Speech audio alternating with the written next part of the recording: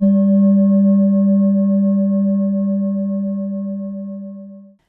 a lot of people are interested in really understanding fully what karma is. It's a word that's used in our common vernacular so often these days. It's not a strange or weird word to use, but how are we really using it and what do we really think of it? So, karma comes from the Sanskrit root kar, which means to take action. And what this means is that when we take an action, and by action, it can mean something that we are physically doing, something that we are saying, something that we are thinking, that this action of thinking, doing, or speaking goes out into the world and has a consequence. It affects other things, other beings, it affects the energy of everything. And so when we use the word karma, we are bringing to our awareness that what we're doing matters in the world. The way I like to share it with students to think about it is that karma is just a way of moving energy. We all move energy in different ways. And if we move energy in a particular way, we get to see, do we like the effect of moving energy in that way? And if we have a positive experience, then we can continue to move energy in that way. If we have a negative experience, then we can try a different way of moving energy. Now, this whole thing about, well, somebody did something bad to me and therefore they're going to have negative karma is only part of the picture. Because the truth is, when someone does something to us, positive or negative, right, there's two sides to that. When somebody does something harmful to us, then they are responsible for their side of the karma. But we are responsible for how we respond to that action.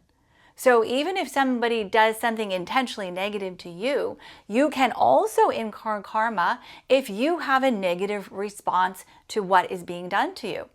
And so you have to take responsibility for that. And people will say, oh, well, if somebody does something bad to me, then I have free license to do whatever, sort of to get back. But that's not true.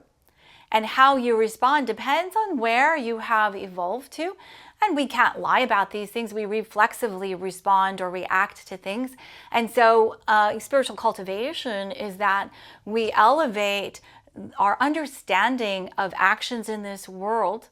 We start to understand that nothing is as personal as we think it is. At the highest level metaphysically, when we do something negative to someone, we are actually doing it to ourselves and to the divine. And if you get to the understanding where you understand that the divine is you and you are the divine, then it's one and the same. So you think that you're doing something negative to someone else is not really true at the highest level of experience. And this what helps us getting to a place of however we treat other people is how we would want to treat our own self, and actually it is how we treat ourselves. So when we are loving to other people, it's not a one-way street. We are also being loving to ourselves by being loving. When we are hurtful and harmful to other people, we are hurtful and harmful to our own selves. Again, because at the highest level of being, we are one with everyone. And so the idea of karma is that as we move through the world, we come to learn about our own way of being in the world. We're constantly getting feedback. And it's our free will to determine how we want to change accordingly.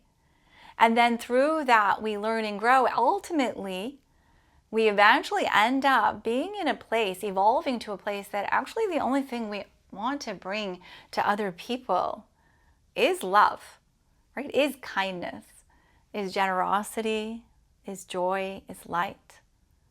We no longer want to hurt other people. We start to understand when other people hurt us, it's not because they actually want to do that. It's just that they're suffering and hurting in some kind of way. They don't know what to do with the pain of that suffering. They act out, and then that creates an energy.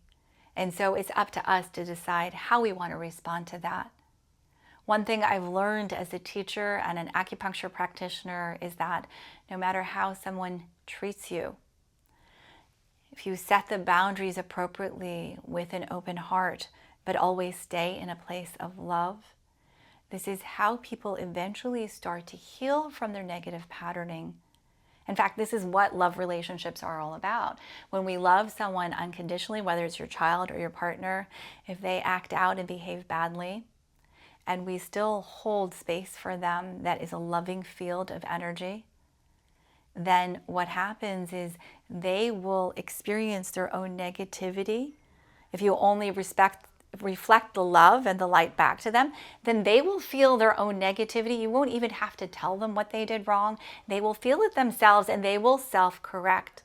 And this is how we help other people grow. And this is why love is so key and fundamental and important in relationships, is that we are helping other people to grow through the love that we hold for them. And then ultimately you understand that that person is a part of you. So actually you are being loving to yourself by loving this other person. And this is when we get to this understanding, is when we have evolved past the laws of karma, not in the sense that they don't apply. It's just that the negativity won't hit us because we're not actually putting that out. So it takes lifetimes to get to that level of awareness and understanding and actually being able to put it into practice. But when we do, it is ultimately quite gratifying. And that's all I have to say about karma today.